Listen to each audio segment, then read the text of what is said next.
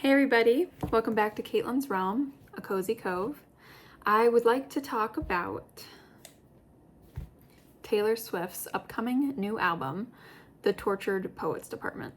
So this is going to be released on April 19th of this year, and I am just thrilled. I'm stoked to hear this album. Every album of Taylor Swift's, I'm always like, oh my gosh, I cannot wait to listen to this. I am a major Swiftie, and I think her art is incredible. I think she's a genius. She's brilliant. She's...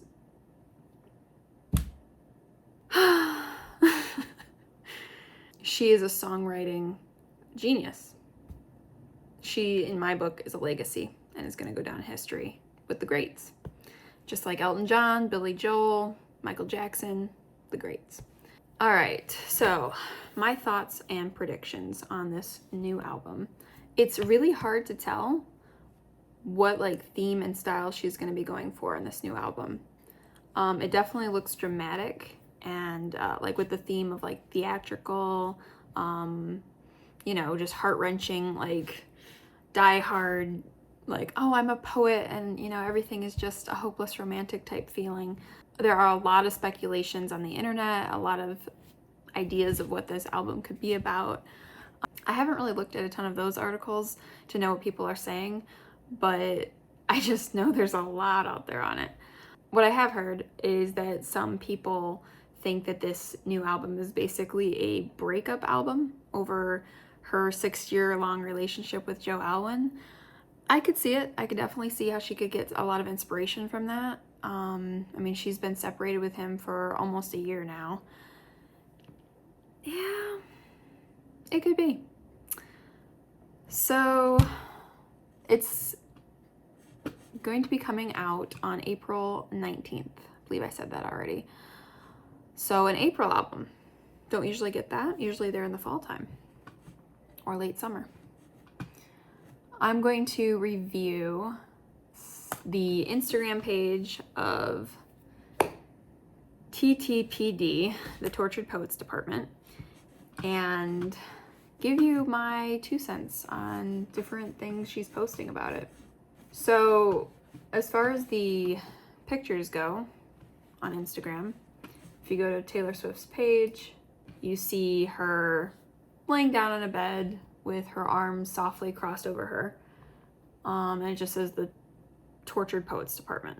And then on the next picture, it says in handwritten lettering, "And so I enter into evidence my tarnished coat of arms, my muses, acquired like bruises, my talismans and charms, the tick, tick, tick of love bombs, my veins of pitch black ink.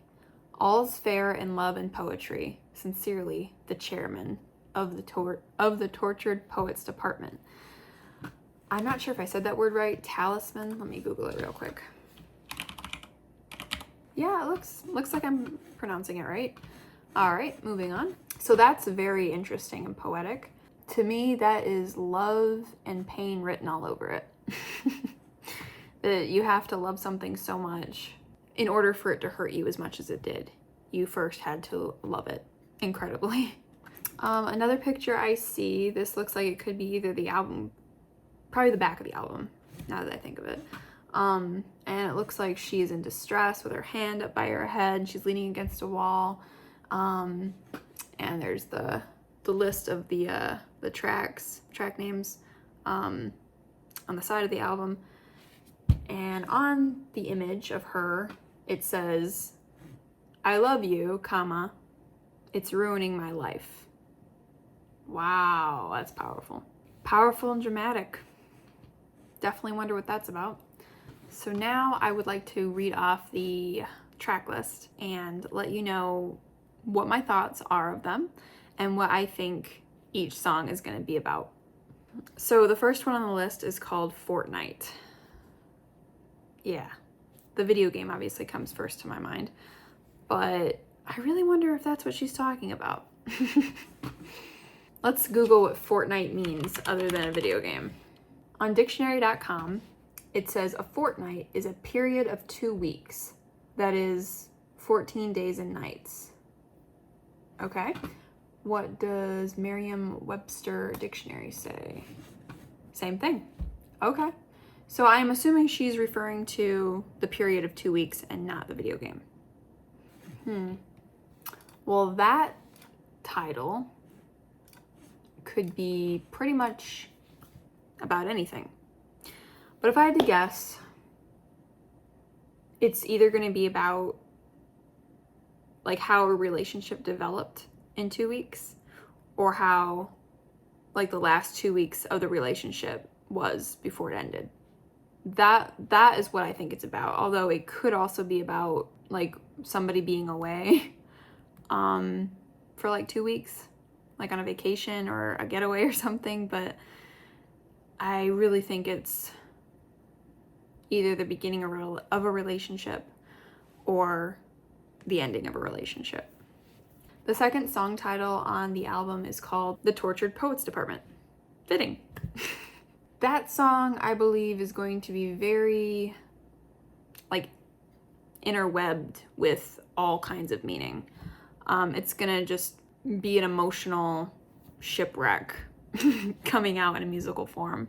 Basically explaining how, like, poets and writers and artists feel so much and have a lot of emotion behind what they do, and how much they are often tortured by their emotions, but it comes out, or it can come out, in beautiful forms of art.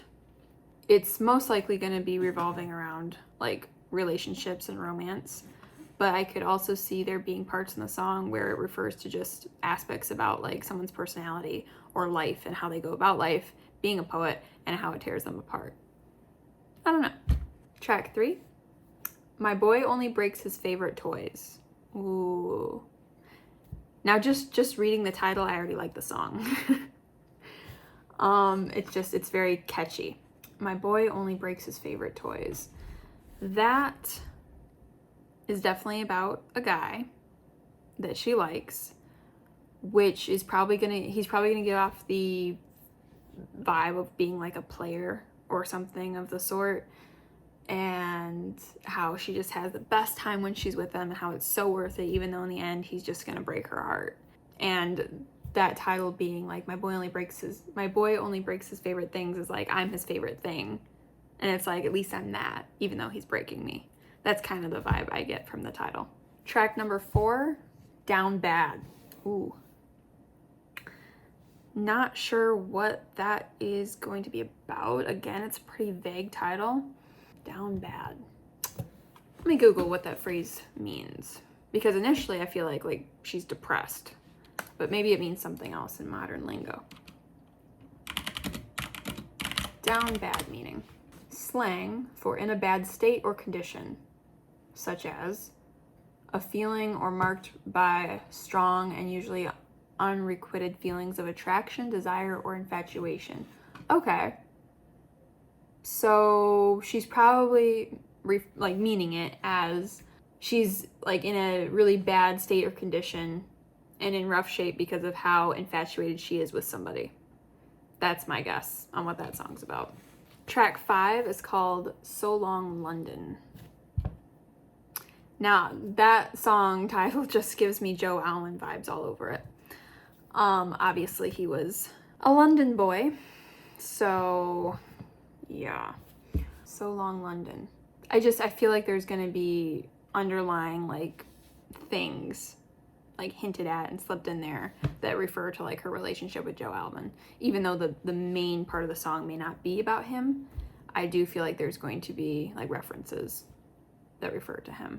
So yeah, either about Joe Alwyn or just the fact that she's leaving London and like moving on to another place and starting a new life somewhere else. Track 6 is But Daddy, I Love Him. That's a very interesting title. But Daddy, I Love Him.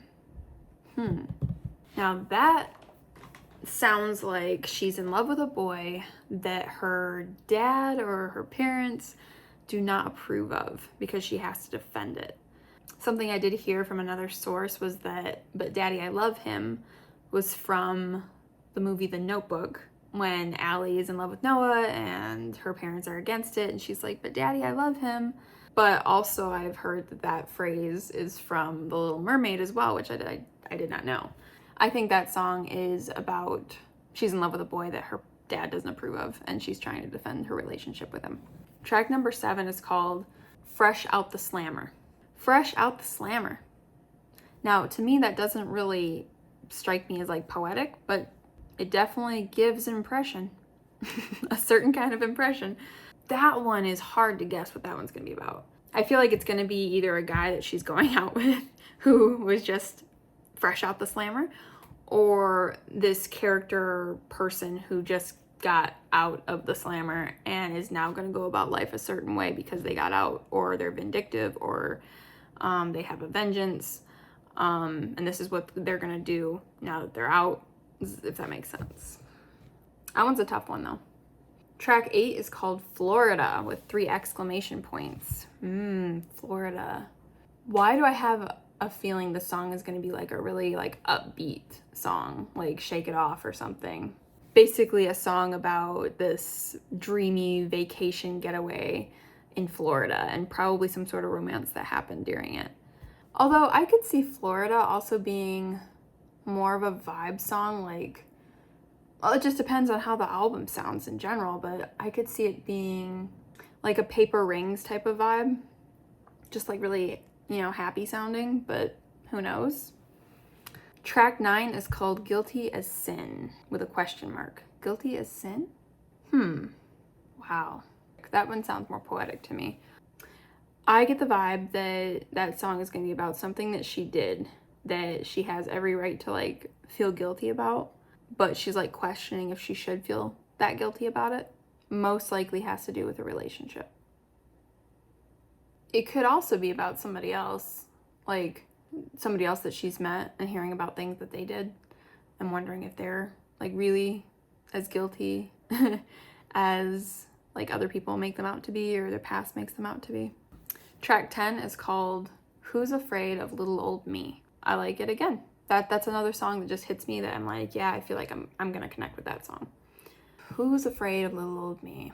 That gives vibes that she is feeling like no one really wants to talk with her or be her friend maybe.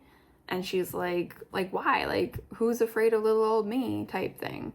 It could also be about like her or somebody wanting to be more intimidating and they're not. And so they're like, well, who's afraid of little old me?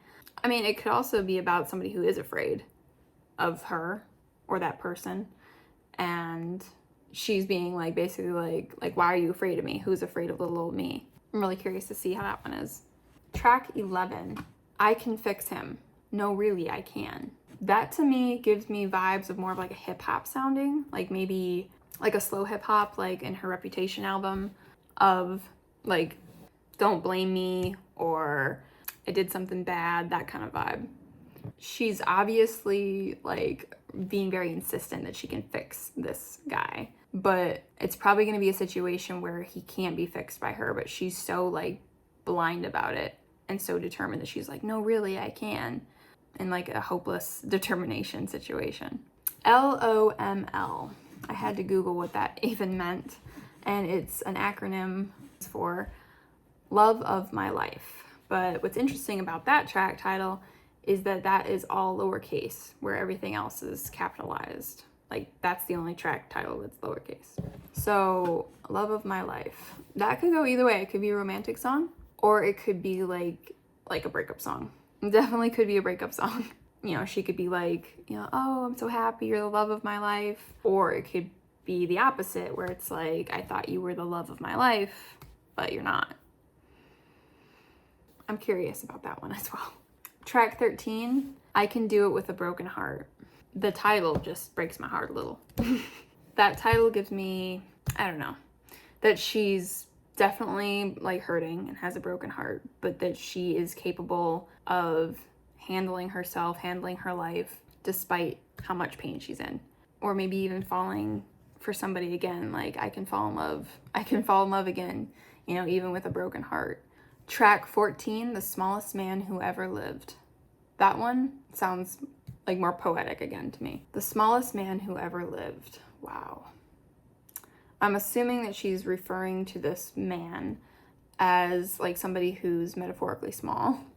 Like he's cowardly, like he doesn't stand up for himself, like he doesn't stand up for others. And she's just like, you're the smallest man who ever lived that she's ever known. Other interpretations that I could get from it is about a man who like never really lived a full life at all. Like he was just sheltered and like kept to himself and was like afraid to do new things. And so he like hardly had any experiences, had any relationships, and just was like under a rock for the most part. Like he didn't live big at all. So maybe that's about like something like that, but I'm thinking it's more so on the lines of my first prediction, with it being somebody who's like cowardly. Track 15, the alchemy. The definition of alchemy. The medieval forerunner of chemistry, based on the supposed transformation of matter. It was concerned particularly with attempts to convert base metals into gold or to find a universal elixir. A seemingly magical process of transformation, creation, or combination.